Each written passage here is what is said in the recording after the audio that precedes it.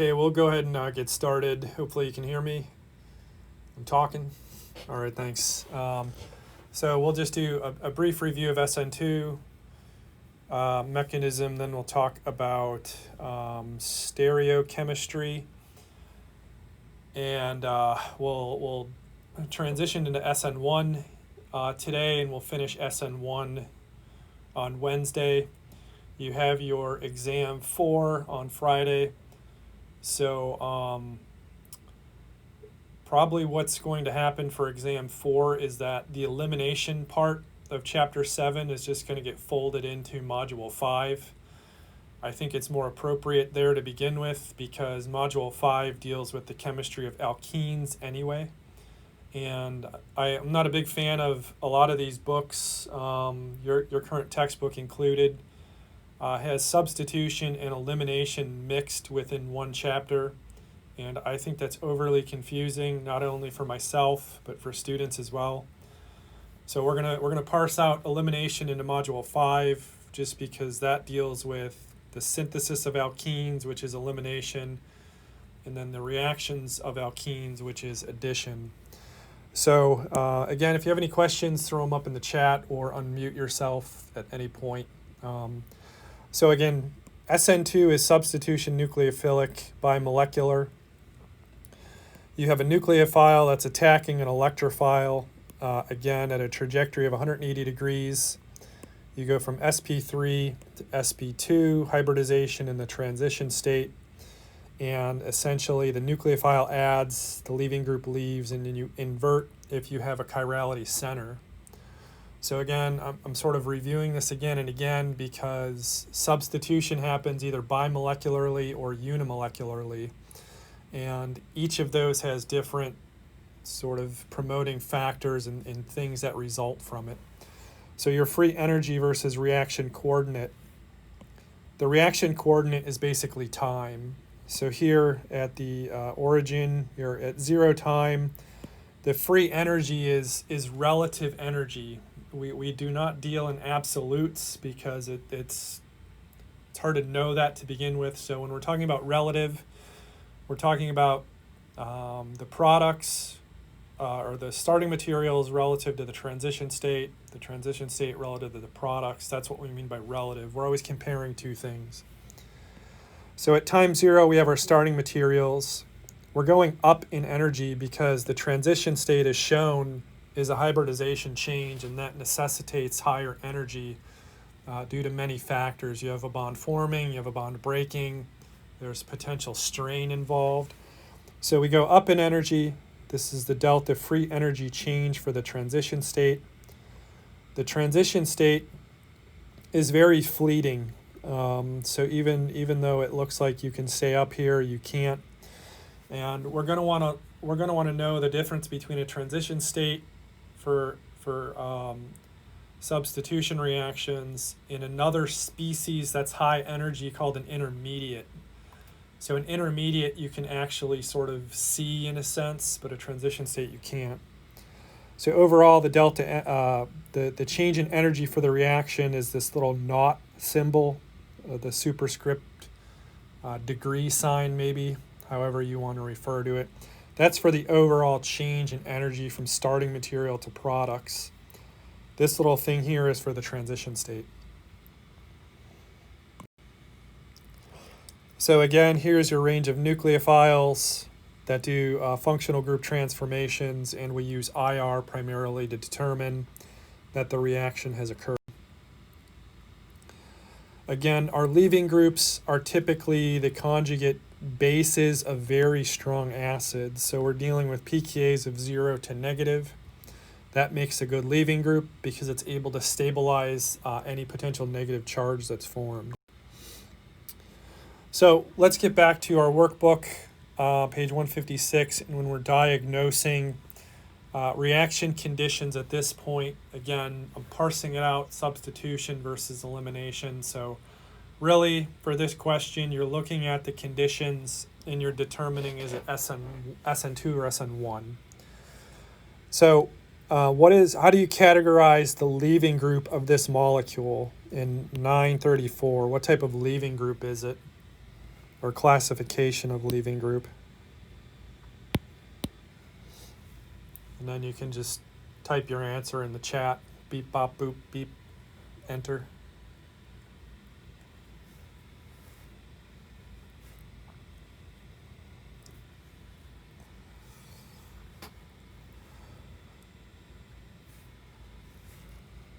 So Aiden, you are correct in that bromine is a greater leaving group than chlorine.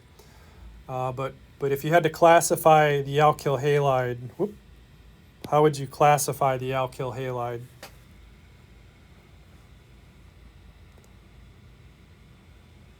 So yeah, it's a primary alkyl halide. So again, we're looking at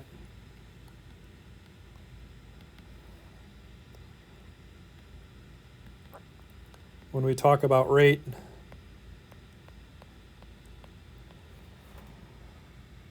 that's sort of what we're looking at when we compare the rate. And then we're going to find that SN1 is the exact opposite of that. So we have a primary alkyl halide, so that's appropriate for SN2. What about the nucleophile, chloride anion? Is that a good nucleophile?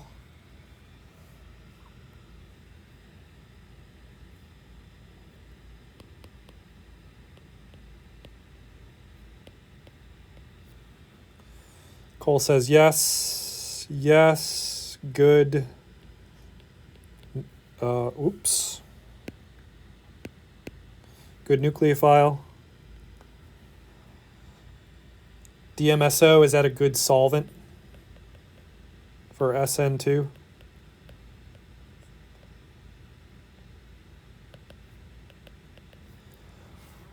So DMSO is a good solvent. So this would be appropriate for an SN2 reaction. So how does this work? We have the nucleophile attacking the carbon bearing the leaving group. We're forming a CCl bond. We're breaking a CBr bond. And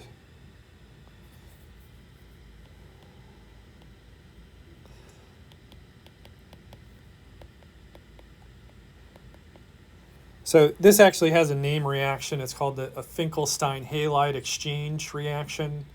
And you could think, why would I want to do that when I'm substituting in a chlorine for a bromine? There are specific reactions in organic chemistry where maybe a chlorine is more appropriate to use than a bromine. It's sort of beyond the scope of organic 1 and 2, but just trust me, as they say. You'd want to do it for certain reasons. So 934 is SN2 worthy. So what about 935? What are your thoughts on problem 935? Again, this falls under the sort of paradigm of putting it all together, everything you've learned so far, and diagnosing a problem.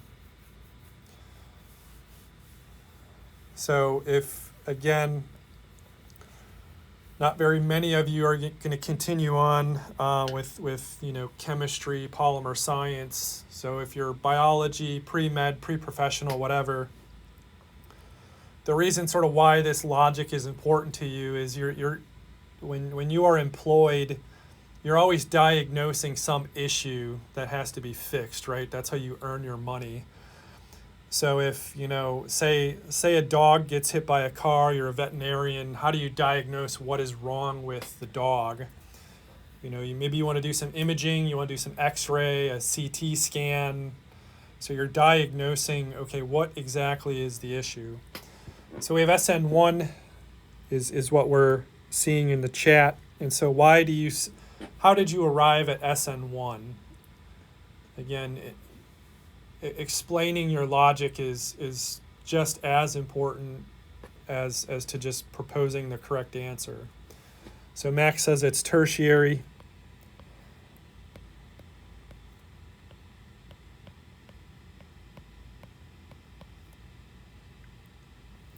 So SN1 rates basically follow the order there. Tertiary is greater than secondary, is much, much greater than primary. So the reason that is, we'll see today, is why it flips is because we form an intermediate in the mechanism. So if that leaving group leaves and you're running the reaction in methanol, what is the major functional group you end up with in the product?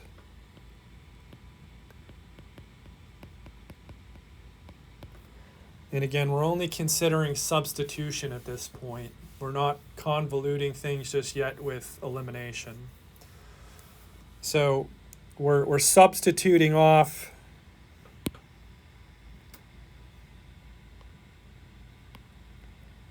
that's our leaving group there. That's leaving. And then we're substituting it with solvent, which is actually the nucleophile as well.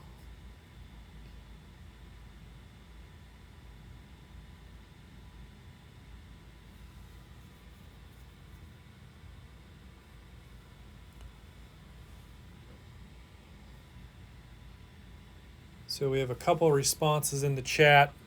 Maybe we'll wait a second for a couple more.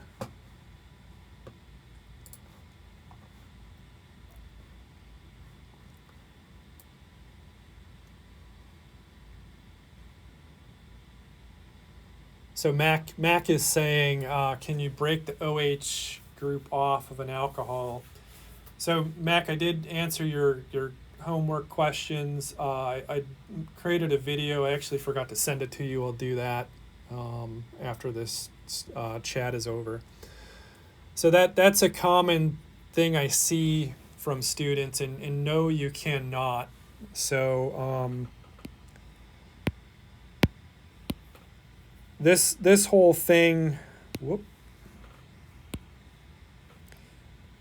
this whole part of the molecule is coming along for the ride. So you're ending up with an ether.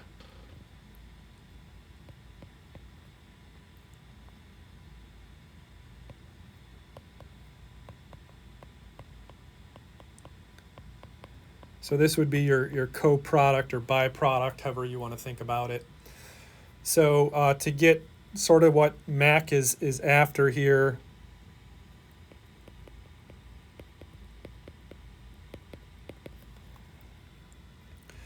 and to really understand and explain the intent of that question that's in the chat.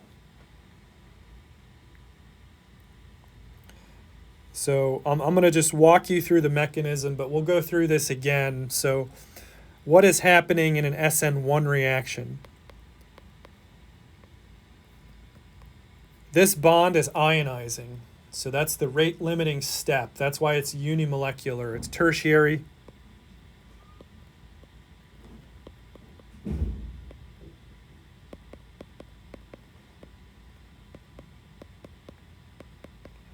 There is your leaving group. So notice we started neutral. We generate plus, we generate minus. Plus, minus is 0. That's neutral. So we have to conserve charge. Does anyone know the name of this species here?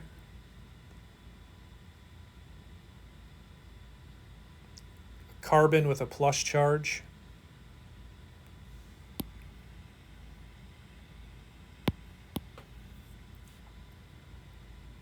So it's a carbocation.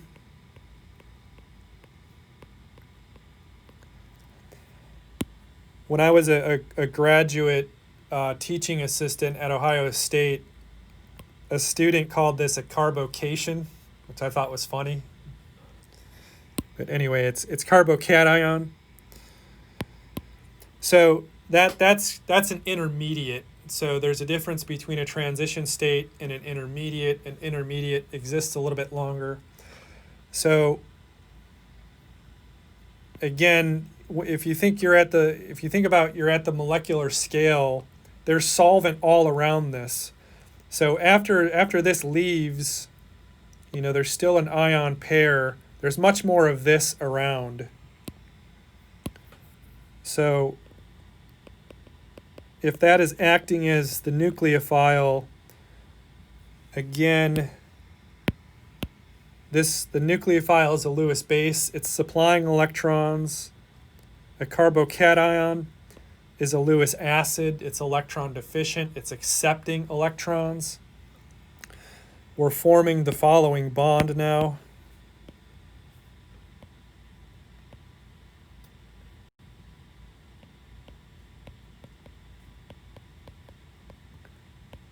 So the plus charge, notice it migrates. It's on carbon. It migrates to oxygen, and I'm just going to write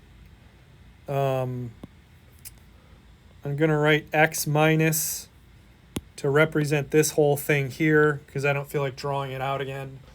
I just want to show these electrons. Now, the question that Mac had asked, can you break an OH group off of an alcohol? No, you cannot. And because the reason is the following, because you have two choices at this point. What is going to be favored? So maybe in green, I'll show you what is. So green is what's favored.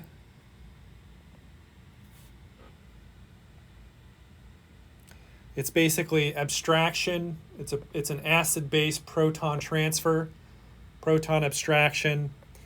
Again, this leaving group is now a conjugate base.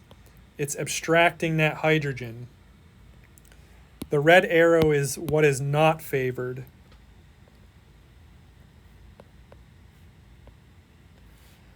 So that very rarely ever happens. If it were to happen, then you would, yes, end up with an alcohol. Again, think about, even though this isn't drawn sort of in the correct trajectory or anything, think about this is a base. If it's acting as a base, it's abstracting this proton. If it acts as a nucleophile, it's attacking here, and then that's your leaving group. So really the easiest thing for this to do is go after the smallest electrophile, which is proton versus methyl. Hopefully that's a reasonable explanation for that. If not, we can follow up after. So yeah, you end up with an ether in this case. Just for some practice, in this product, how many unique types of hydrogen sets do you have in this product?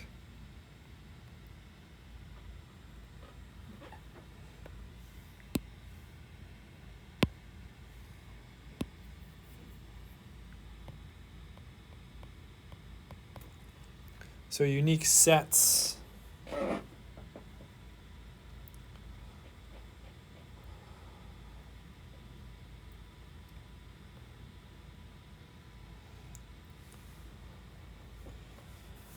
So Aiden and Blakely, I'm going to challenge you on 3. Cole and Mac both say 4. Why would 4 be more appropriate than 3 or 5? So 4 is probably the best answer.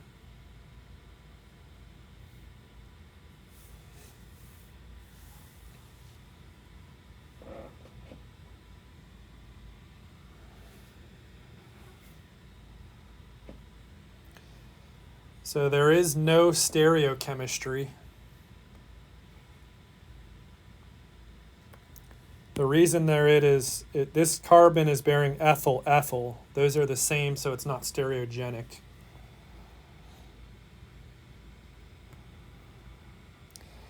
So we have this and that. Those are the same. That's 1. The methylenes are the same. That's 2. Methyl 3, methyl 4. So 4, we would say it's probably 6 to 4 to 3 to 3. So again, that's always good stuff to practice with, even if you're not asked that specifically in the question, just as a refresher. So here I have stereochemistry. Maybe what I can do is go to this blank slide about stereochemistry, and I'm going to put two problems up. See if we're retaining some of the stuff we learned earlier in the semester.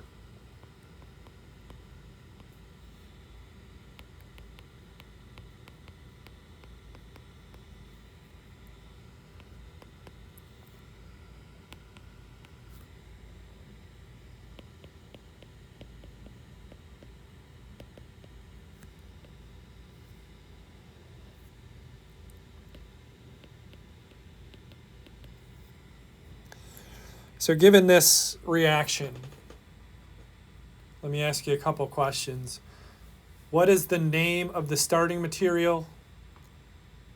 And if it undergoes SN2 substitution, what is the structure of the product as drawn in a Fisher projection, and what is the name of the product? So if you can, type the name of the starting material in the chat. Then when you get the product, maybe show your camera what you drew. Hopefully you all can share your camera. Show your product.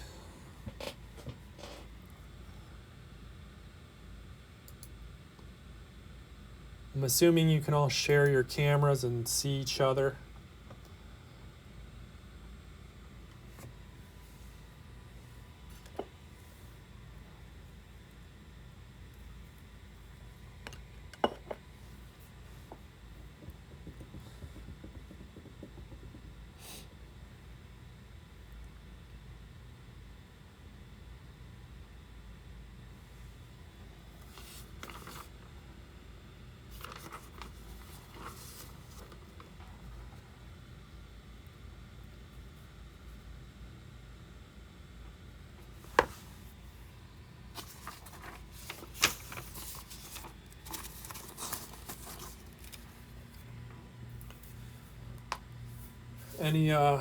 Any brave souls out there have the product drawn yet?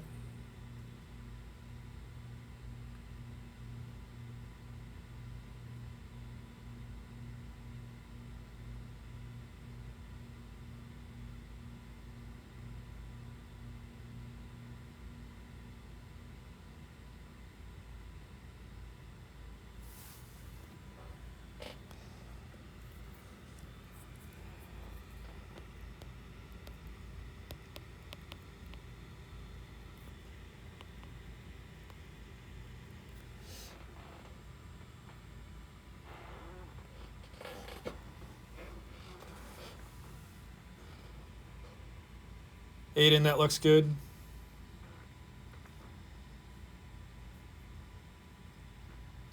The other thing you can do is determine the CIP designation of the stereogenic carbon as well.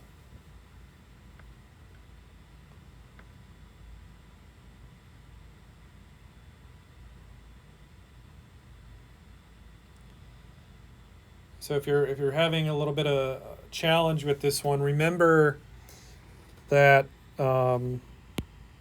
what the Fisher projection means is that the bonds on the horizon are coming towards you.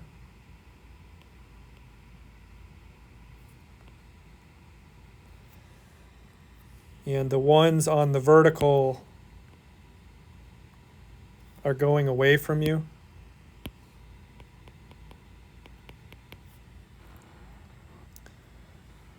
So if you have your nucleophile cyanide attacking here, the bromide is leaving. There's your inorganic byproduct. You're inverting that center, so basically the H has to flip to the other side. The stuff on the vertical stays the same. So you're ending up with this nitrile. And what would be the, so Aiden says S.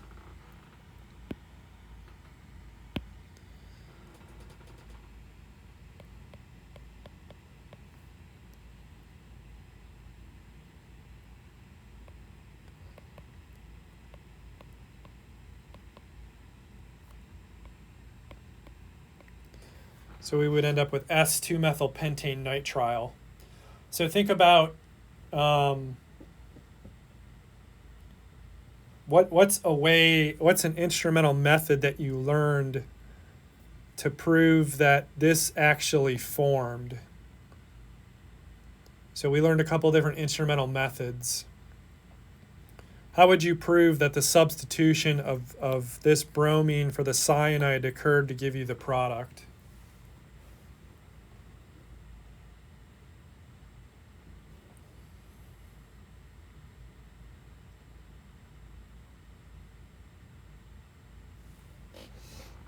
IR spectroscopy.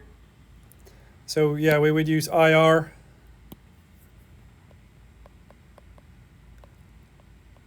So again, I call it region 2. That's where the triple bonds occur. So 24 to 2200 reciprocal centimeters, you'd see a nice sharp CN triple bond stretch. You could also use carbon-13. That sp hybridized carbon is going to be different from the other sp3 hybridized carbons of that molecule. So you could look for the presence of that. Again, these are things you'll want to always sort of ask yourself, even though the question isn't specifically geared towards that. So one more. Again, this would be such a cherry exam if it was face-to-face. I would put this on the exam and you'd enjoy doing this one. So what about this problem?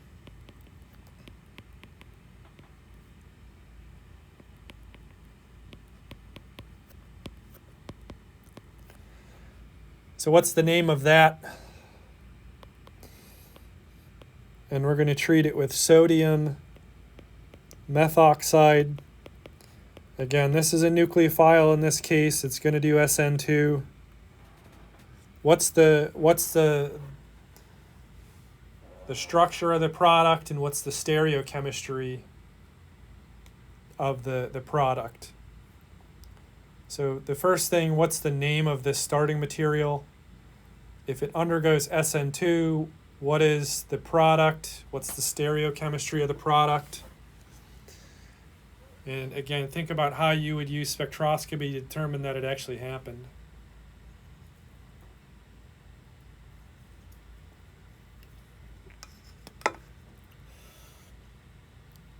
So Mac has the parent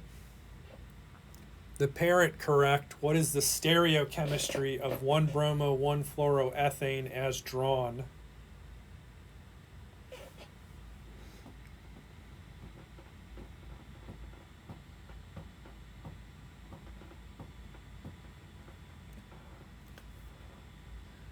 Aiden says S.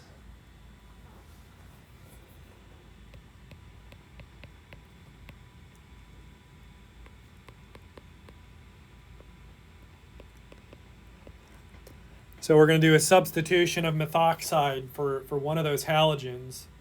So which halogen gets substituted? And then in a Newman projection, conserving the Newman projection view, what is the structure of the product? And then what is the stereochemistry of the carbon that has been substituted upon?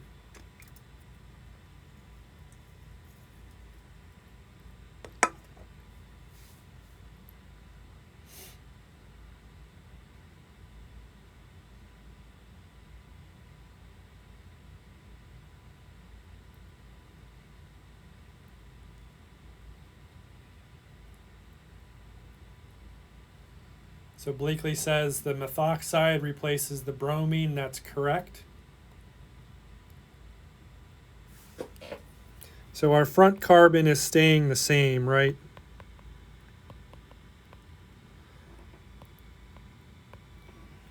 So let me do this just arbitrarily. I'm going to put numbers in. These numbers are just to communicate to you in the chat.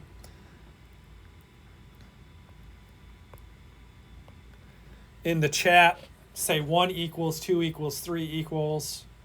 What should I write where 1, 2, and 3 are?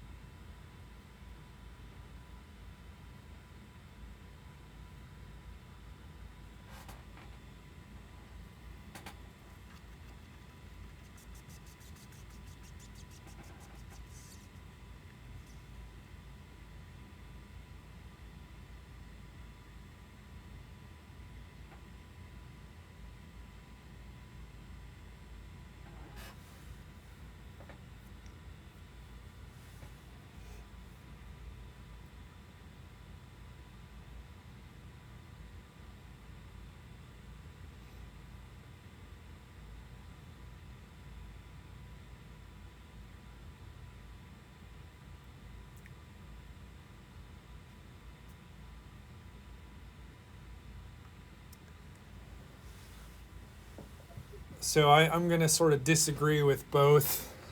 This may sound a bit arbitrary, primarily in response to Aiden.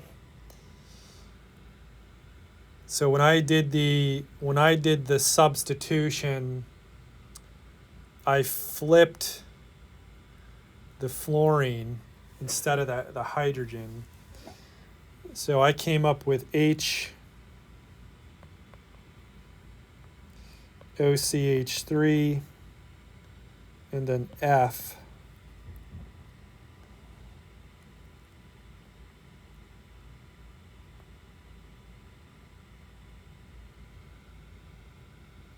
I could be wrong. Let's do this. The way that I have it drawn now, what is the stereochemistry of the stereogenic carbon? So it's the carbon behind the front carbon. What does that stereochemistry end up being as it's drawn?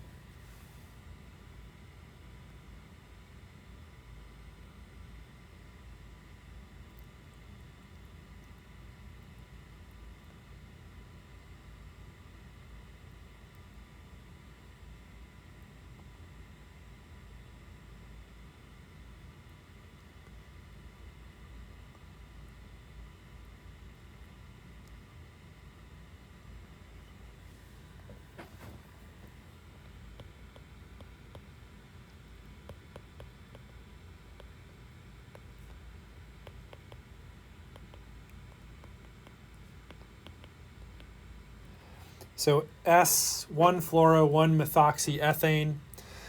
So the point of this problem is that you start with S, you're doing an SN2 inversion, and you still end up with S. So you do not want to make the assumption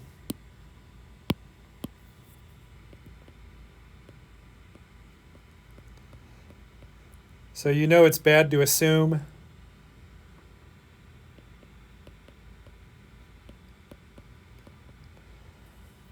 that if you start with R, it always goes to S, or if you start with S, it always goes to R.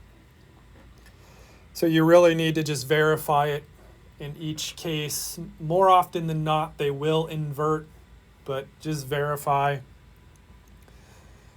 As Ronald Reagan says, trust but verify. So you always want to verify. So Aiden, you said they're rotamers. So let me see. OCH3, 2 is F. Let me just draw that out so I can verify. Take my own advice.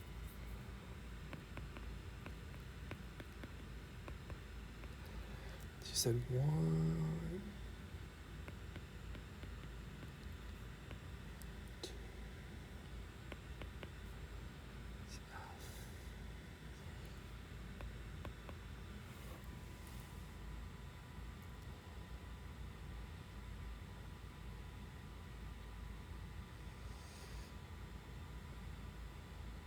Okay, yeah, they do look like rotamers to me, so that is correct. So the sort of challenge for this one again is to make sure that you can visualize the molecules in different projections using the mechanism. If necessary, obviously use your model kit or draw it in a different way so that you can understand it. Any questions on this one before we move on?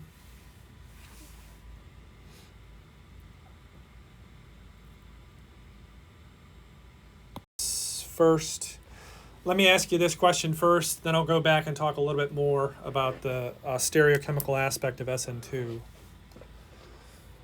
So it says, as a nucleophile attacks the antibonding sigma orbital of a carbon leaving group bond, the carbon undergoes rehybridization to sp2 in the transition state.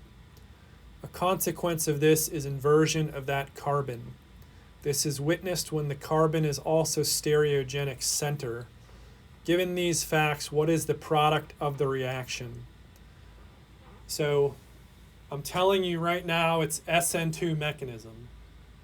You have a carbon bromine, the bromines are leaving group. Sodium hydroxide is your nucleophile. So the nucleophile is attacking the carbon bearing the leaving group. What is the name of the product that is formed?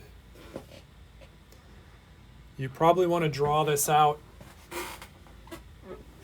so it can help you really determine the stereochemical aspect.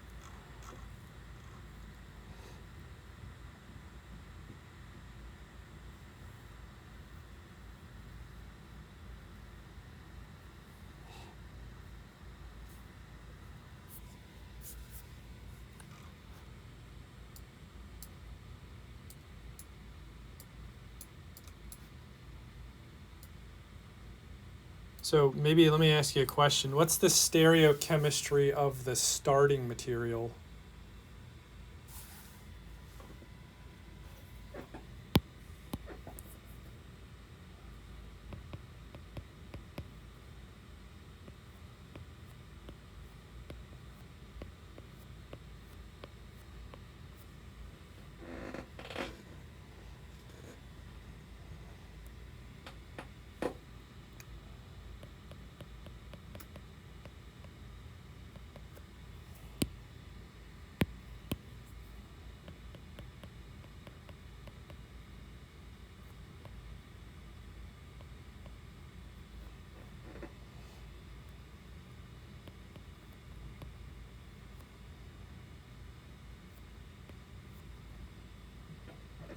You see a couple R's in there. I would say, yeah, this center is R.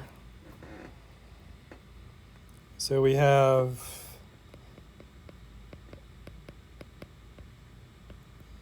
our nucleophile. Again, has to attack from a trajectory into the antibonding orbital. So what is the correct name of the product?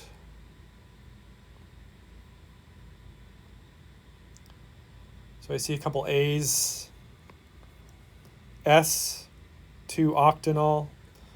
So now what you need to understand is that even though an inversion is happening, you still have to really verify that the CIP designation changes, because it doesn't always change. So it's S2 octanol is the product.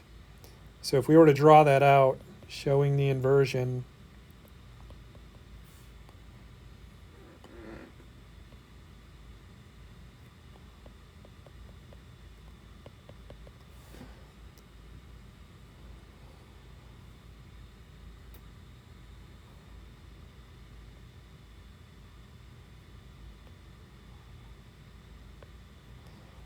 so that would be the product as we drew it out. And so hopefully you can see that I did invert it. I had OH attack from the left side. I drew it on the left side. I keep the H that's in the plane. I flipped it over to here. So these two bonds are still in the plane. This is coming out towards you. This is going away, but they're all on this side. If we go ahead and put in our priorities, oxygen's 1, hydrogen's 4. This again is 2, this is 3. So what do we do? Bada bing, bada boom. That's S.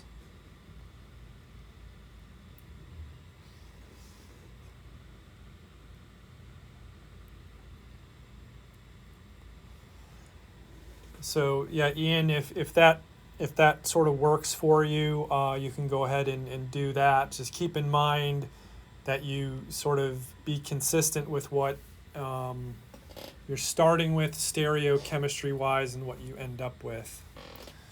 So Blakely,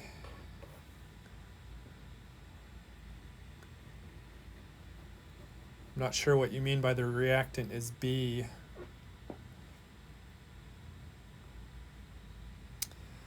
So what else did I want to say about this? Oh yeah, one more thing before we move on. So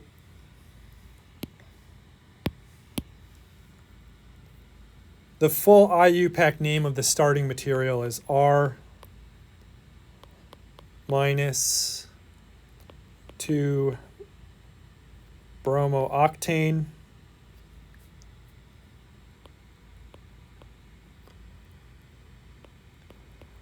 the specific rotation is negative 34.25. So see this sign here, negative? That's what that sign is. They're not putting this number in the name, but that's what the sign is. Now I want you to understand, see this thing here, this R? That R is determined from human guidelines, from the Kohn-Ingold-Prelog rule. You look at the molecule, you can assign R or S. This R has nothing to do with the plus or minus nature of this sign. Does everyone understand that? This sign is determined by how that molecule rotates plane polarized light. So we make these, once we have the material, we can measure whether this is plus or minus, but it has nothing to do whether this is R or S. So when you run this reaction and you get this compound here, the full IUPAC name of this is S plus 2-octanol. So its specific rotation is plus 9.90. And again, this number and sign is measured from polarimetry. These two are divorced from one another.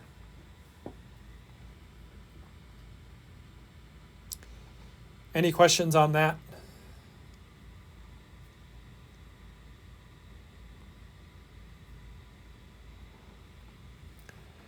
So let me just flip back. So what I'd like to do now in the last 15 minutes is start on the SN1, so substitution nucleophilic unimolecular. And I have the summary slide drawn here, but let me show you a reaction.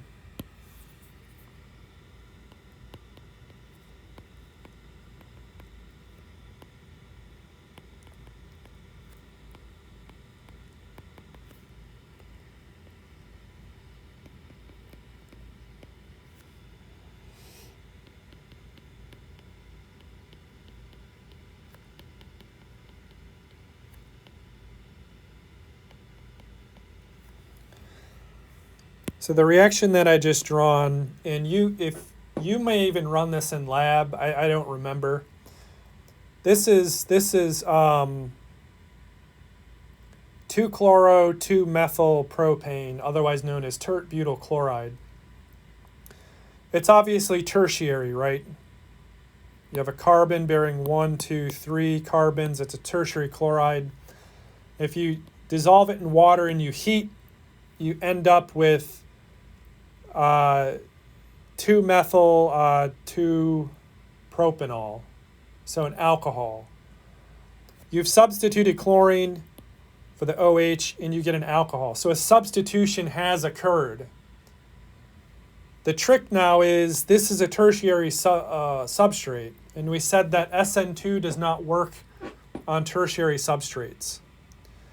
So this proceeds through a different mechanism called SN1, where the 1 is unimolecular.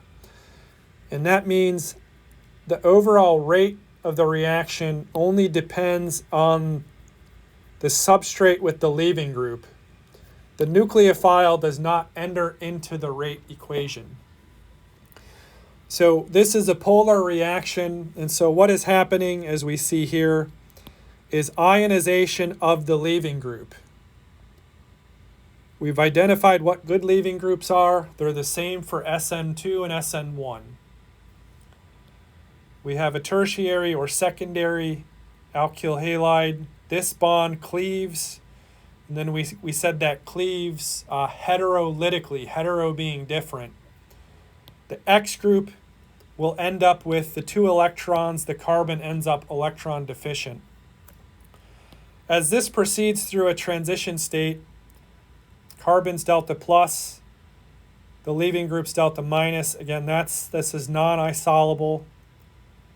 After it cleaves completely, this is called an intermediate. The intermediate is an energy well, as we'll see below in the diagram. So even if you start off with something stereogenic here, you're ending up with sp2 hybridized carbon in the intermediate. So you destroy any R or S information. The nucleophile, which is typically your solvent, can attack either lobe of that p orbital. And so what you end up is with both retention. So notice where this X group is here. We call that retention, or if the nucleophile is sort of on the other side, that's inversion. This is a 1-to-1 ratio in overall racemization. So whatever you start with here, R or S, you end up completely racemizing that center because you're proceeding through an sp2 hybridized carbon. So what are the promoting factors? The nucleophile is a weak nucleophile. What do we mean by weak compared to SN2?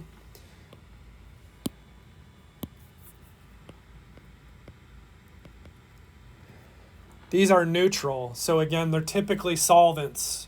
Water, methanol, ethanol, alcohols, things like that are neutral. The substrates, tertiary is greater than allylic, benzylic, or neopentyl, so you need to know what those are. Greater than secondary. Primary and methyl really do not occur through SN1 unless they're categorized as one of these 3. So remember that these can be primary, but these are special cases because they're resonance stabilized. Nucleophile solvent, typically the same thing. So we have, again, acids or alcohols. Formic acid, methanol, ethanol, acetic acid or ethanoic acid. Leaving groups still follow the same sort of leaving groups for SN2. The characteristics are its first order in relation to the substrate only. So there's your rate constant K times the concentration of the substrate. So notice the nucleophile concentration is not in here. Stereochemistry, you get complete racemization. And now this is new. See this here? Rearrangements of the intermediate carbocation. So what you have to do is, when you're starting here, remember you're classifying this.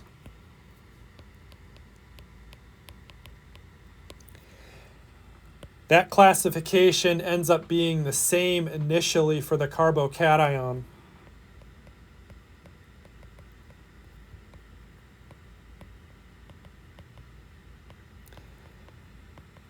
Then you reach a decision point where you ask a question.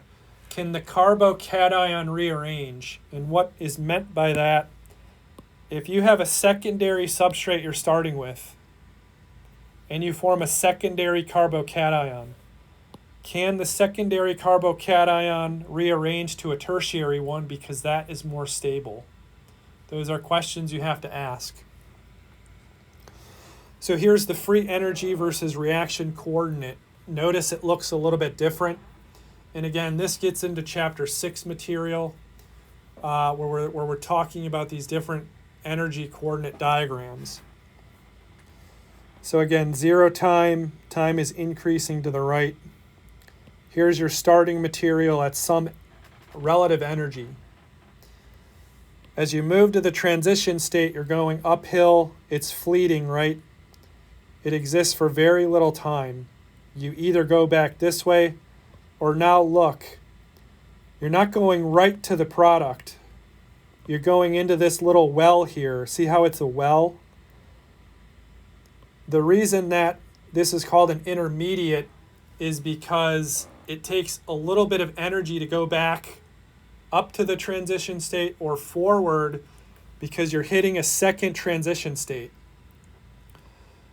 So you can, if you were a little molecule, exist in there for a longer period of time than you can at the apex of the mountain. So see how this energy from here up is lower? That means we're going forward. We can get over this hump easier than we can go back over this hump. So let me just draw that out. Again, this is relative.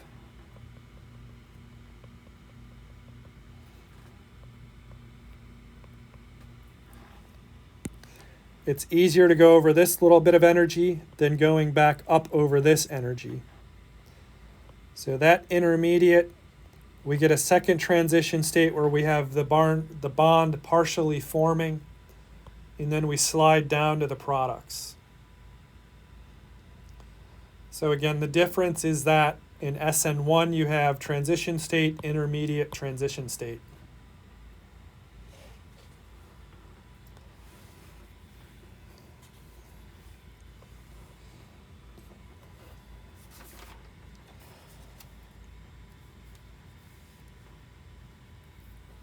So what I want to do now on the next slide is talk about this mechanism, how it happens. Because notice, and this sort of gets back to what Mac was asking before, you're starting neutral, you're ending up neutral. H2O, but you're only transferring OH. How does that happen? So let's talk about that in terms of the mechanism and why you see those different transition states.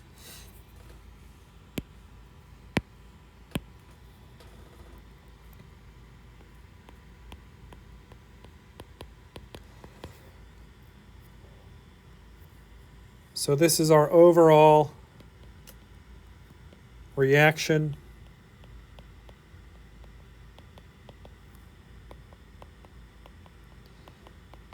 And there we've accounted for all the elements, the atoms involved. So what is happening? This is ionizing.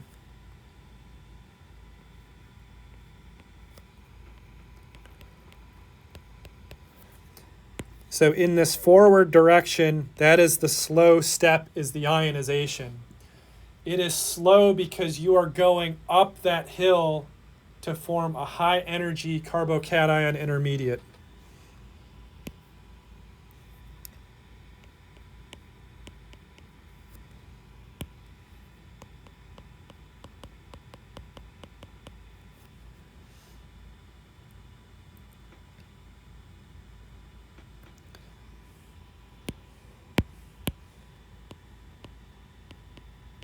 So I'm just going to write tertiary R+, that means tertiary carbocation. This is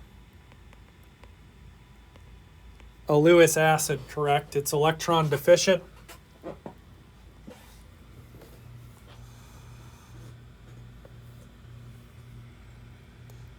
So the chloride is a Lewis base. It actually gets solvated by the water.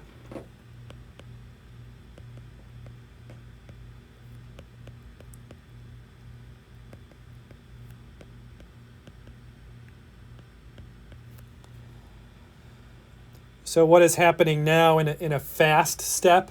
Again, this is intermediate. That exists in the energy well. We have water. This is a Lewis base as well. It's supplying the electrons to attack the carbocation. So this is fast.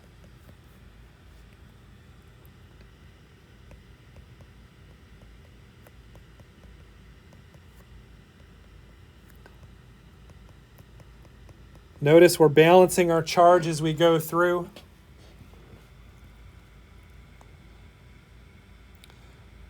You can see that we have to end up neutral in the final product, so this is what's happening is an acid-base reaction at this point.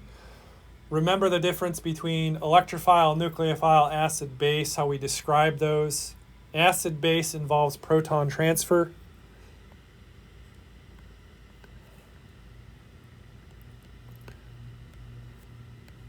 Proton transfers are typically fast, they're diffusion controlled. So we're forming HCl as the acid, and then the alcohol is the neutral product.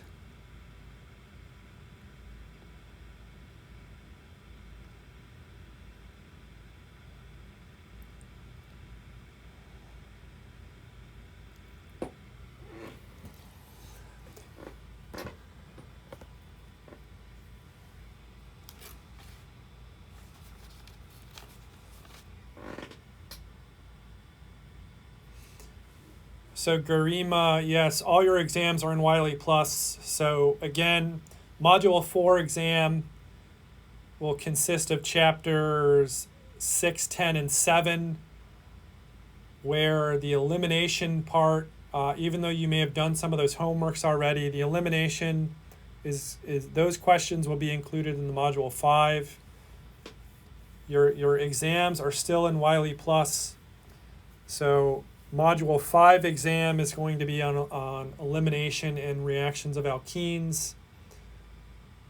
And that is Module 5 exam is November 23rd, I think, or something like that. Again, there's no final exam, so after Module 5, you're sort of done.